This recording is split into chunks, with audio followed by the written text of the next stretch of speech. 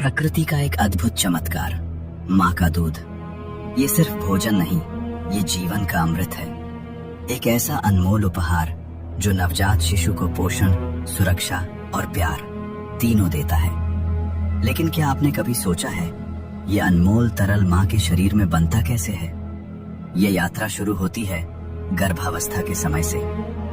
देखिए, जैसे ही एक महिला गर्भवती होती है, उसके शरीर में हार्मोनल बदलाव आने लगते हैं। एस्ट्रोजन और प्रोजेस्टेरोन जैसे हार्मोन स्तन ग्रंथियों को तैयार करना शुरू कर देते हैं।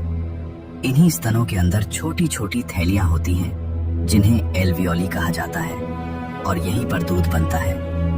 गर्भावस्था के अंतिम महीनों में शरीर एक महत्वपूर्ण हार्मोन बनाता है, प्रोलैक्टिन। यही हार्मोन एल्वियोली को दूध बनाने का संकेत देता है।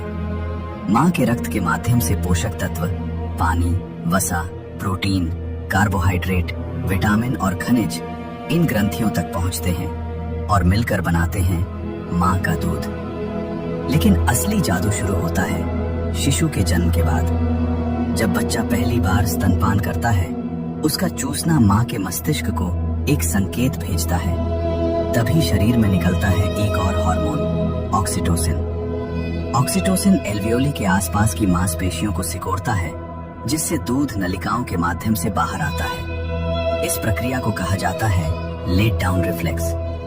और सबसे अद्भुत बात, ये पूरी प्रक्रिया मांग और आपूर्ति के सिद्धांत पर काम करती है। जितना अधिक बच्चा दूध पीता है, उतना ही अधिक दूध बनता है।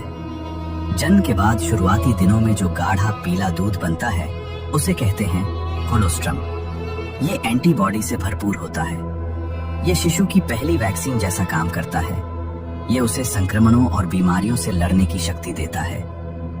माँ का दूध केवल शरीर को पोषण नहीं देता, ये माँ और शिशु के बीच एक गहरा भावनात्मक रिश्ता भी बनाता है। माँ का दूध प्रकृति का वह चमत्कार है जो जीवन की शुरुआत को सबसे सुरक्षित, सबसे शुद्ध और सबसे संपूर्ण बनाता है।